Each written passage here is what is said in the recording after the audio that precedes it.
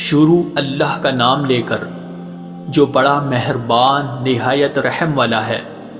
یاسین، حکمت بھرے قرآن کی قسم، تم یقیناً پیغمبروں میں سے ہو، بالکل سیدھے راستے پر۔ یہ قرآن اس ذات کی طرف سے اتارا جا رہا ہے جس کا اقتدار بھی کامل ہے، جس کی رحمت بھی کامل، تاکہ تم ان لوگوں کو خبردار کرو جن کے باپ داداؤں کو پہلے خبردار نہیں کیا گیا تھا، اس لیے وہ غفلت میں پڑے ہوئے ہیں۔ حقیقت یہ ہے کہ ان میں سے اکثر لوگوں کے بارے میں بات پوری ہو چکی ہے، اس لیے وہ ایمان نہیں لاتے۔ ہم نے ان کے گلوں میں توق ڈال رکھے ہیں جو ٹھوڑیوں تک پہنچے ہوئے ہیں، اور اس وجہ سے ان کے سر اوپر کو اٹھیرے گئے ہیں، اور ہم نے ایک آڑ ان کے آگے کھڑی کر دی ہے اور ایک آڑ ان کے پیچھے کھڑی کر دی ہے، اور اس طرح انہیں ہر طرف سے ڈھانک لیا ہے، جس کے نتیجے میں انہیں کچھ سجائی نہیں دیتا۔ اور ان کے لیے دونوں باتیں برابر ہے، چاہے تم انہیں خبردار کرو یا خبردار نہ کرو، وہ ایمان نہیں لائے گے۔ تم تو صرف ایسے شخص کو خبردار کر سکتے ہو جو نصیحت پر چلے اور خدا رحمان کو دیکھے بغیر اس سے ڈرے۔ چنانچہ ایسے شخص کو تم مغفرت اور باعزت اجر کی خوشخبری سنا دو۔ یقیناً ہم ہی مردوں کو زندہ کریں گے، اور جو کچھ عمل انہوں نے آگے بھیجے ہیں ہم ان کو بھی لکھتے جاتے ہیں، اور ان کے کاموں کی جو اثرات ہیں ان کو بھی، اور ہم نے ایک واضح کتاب میں ہر چیز کا احاطہ کر رکھا ہے۔ اور اے پیغمبر، تم ان کے سامنے ایک بستی والوں کی مثال پیش کرو جب ان کے پاس رسول آئے تھے۔ جب ہم نے ان کے پاس شروع میں 2 رسول بھیجے تو انہوں نے دونوں کو جھٹلا دیا، پھر ہم نے ایک تیسرے کے ذریعے ان کی تائید کی، اور ان سب نے کہا کہ یقین جانو ہمیں تمہارے پاس رسول بنا کر بھیجا گیا ہے۔ انہوں نے کہا تمہاری حقیقت اس کے سوا کچھ بھی نہیں ہے کہ تم ہم جیسے ہی آدمی ہو، اور خدا رحمان نے کوئی چیز نازل نہیں کی ہے، اور تم سراسر جھوٹ بول رہے ہو۔ ان رسولوں نے کہا ہمارا پروردگار خوب جانتا ہے کہ ہمیں واقعی تمہارے پاس رسول بنا کر بھیجا گیا ہے، اور ہماری ذمہ داری اس سے زیادہ نہیں ہے کہ صاف صاف پیغام پہنچا دے۔ بستی والوں نے کہا ہم نے تو تمہارے اندر نحوست محسوس کی ہے، یقین جانو اگر تم باز نہ آئے تو ہم تم پر پتھر برسائے گی اور ہمارے ہاتھوں تمہیں بڑی دردناک سزا ملے گی۔ رسولوں نے کہا تمہاری نحوست خود تمہارے ساتھ لگی ہوئی ہے، کیا یہ باتیں اس لیے کر رہے ہو کہ تمہیں نصیحت کی بات پہنچائی گئی ہے؟ اصل بات یہ ہے کہ تم خود حد سے گزرے ہوئے لوگ ہو۔ اور شہر کے پلے علاقے سے ایک شخص دوڑتا ہوا آیا، اس نے کہا اے میری قوم کے لوگوں، ان رسولوں کا کہنا مان لو، ان لوگوں کا کہنا مان لو جو تم سے کوئی اجرت نہیں مانگ رہے اور وہ صحیح راستے پر ہے، اور بھلا میں اس ذات کی عبادت کیوں نہ کروں جس نے مجھے پیدا کیا ہے، اور اسی کی طرف تم سب کو واپس بھیجا جائے گا۔ بھلا کیا اسے چھوڑ کر میں ایسوں کو معبود مانوں کہ اگر خدا رحمان مجھے کوئی نقصان پہنچانے کا ارادہ کر لے تو ان کی سفارش میرے کسی کام نہ آئے اور نہ وہ مجھے چھڑا سکے؟ اگر میں ایسا کروں گا تو یقیناً میں کھلی گمراہی میں مبتلا ہو جاؤں گا۔ میں تو اپنے پروردگار پر ایمان لا چکا، اب تم بھی میری بات سن لو۔ آخر کار بستی والوں نے اسے قتل کر دیا،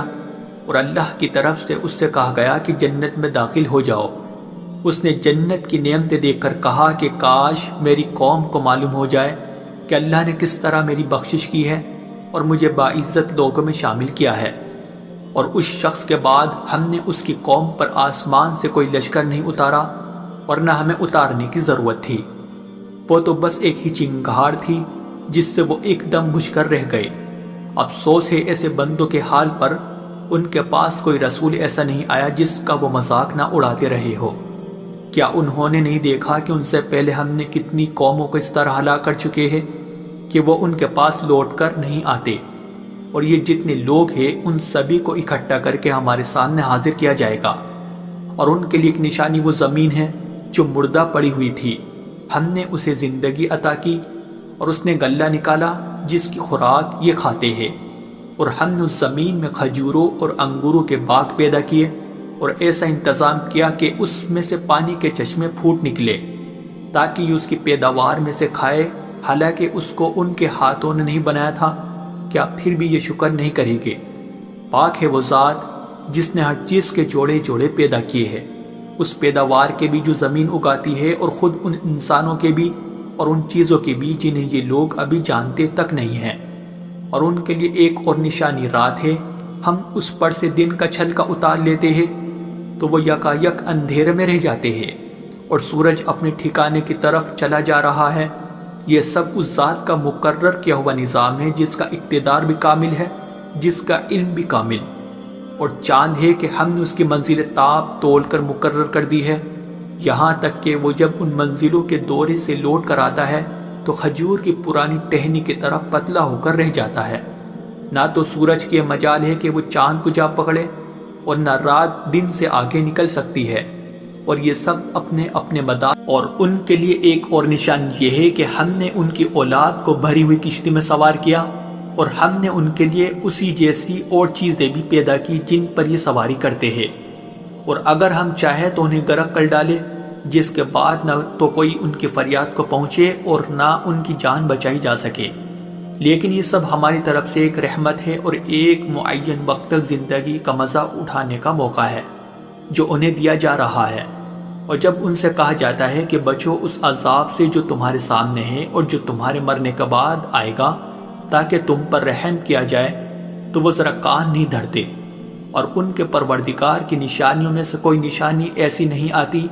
جس سے وہ منہ نہ موڑ لیتے ہو۔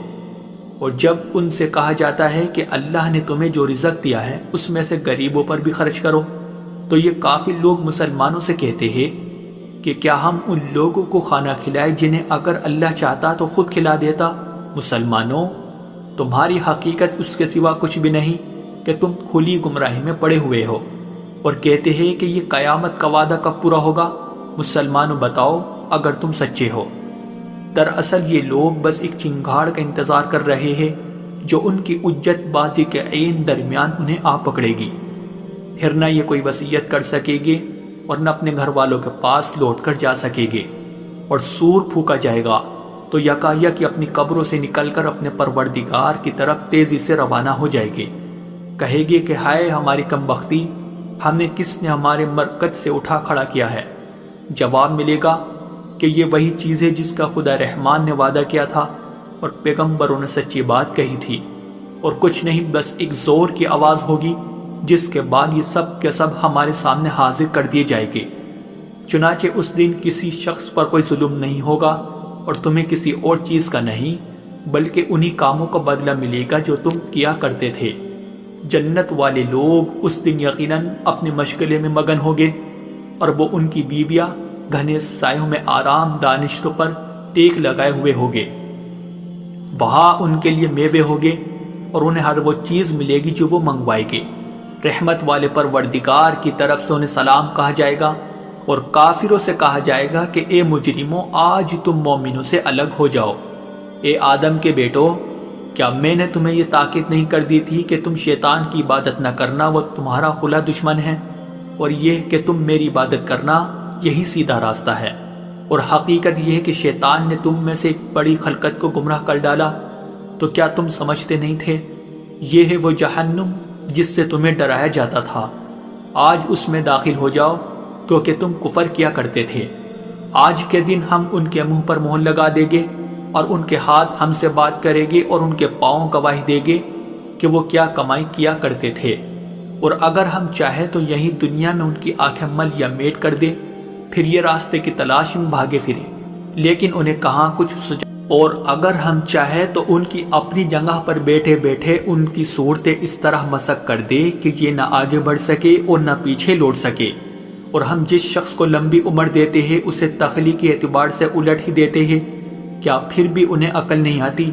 اور ہم نے اپنے ان پیغمبروں کو نہ شاعری سکھائی ہے اور نہ وہ ان کے شایان شان ہیں، یہ تو بس ایک نصیحت کی بات ہے،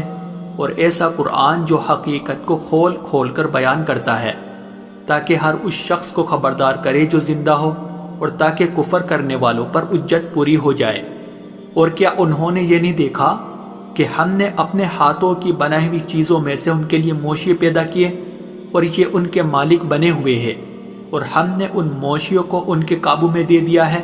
چنانچہ ان میں سے کچھ وہ ہے جو ان کی سواری بنے ہوئے ہیں، اور کچھ وہ ہے جنہیں یہ کھاتے ہیں۔ نیز ان کو ان موشیوں سے اور بھی فائدہ حاصل ہوتے ہیں اور پینے کی چیزیں ملتی ہے، کیا پھر بھی یہ شکر نہیں بجا لائے گے؟ اور انہوں نے اللہ کو چھوڑ کر اس امید پر دوسرے خدا بنا رکھے ہیں کہ انہیں ان سے مدد ملے، حالانکہ ان میں یہ طاقت ہی نہیں ہے کہ ان کی مدد کر سکے، بلکہ وہ ان کے لیے ایک ایسا مخالف لشکر بنے گے جسے قیامت میں ان کے سامنے حاضر کر لیا جائے گا۔ غرض اے پیغمبر، ان کی باتیں تمہیں رنجیدہ نہ کریں، یقین جانو ہمیں سب معلوم ہے کہ یہ کیا کچھ چھپاتے اور کیا کچھ ظاہر کرتے ہیں۔ اور کیا انسان نے یہ نہیں دیکھا کہ ہم نے اسے نطفے سے پیدا کیا تھا، پھر اچانک وہ کھلم کھلا جھگڑا کرنے والا بن گیا۔ ہمارے بارے میں تو وہ باتیں بناتا ہے اور خود اپنی پیدائش کو بھلا بیٹھا ہے، کہتا ہے کہ ان ہڈیوں کو کون زندگی دے گا جب کہ وہ گل چکی ہوگی۔ کہہ دو کہ ان کو وہی زندگی دے گا جس نے انہیں پہلی بار پیدا کیا تھا، اور وہ پیدا کرنے کا ہر کام جانتا ہے۔ وہی ہے جس نے تمہارے لیے سرسبز درخت سے آگ پیدا کر دی ہے، پھر تم ذرا سی دیر میں اس سے سلگانے کا کام لیتے ہو۔ بھلا جس ذات نے آسمانوں اور زمین کو پیدا کیا ہے، کیا وہ اس بات پر قادر نہیں ہے کہ ان جیسوں کو دوبارہ پیدا کر سکے؟ کیوں نہیں،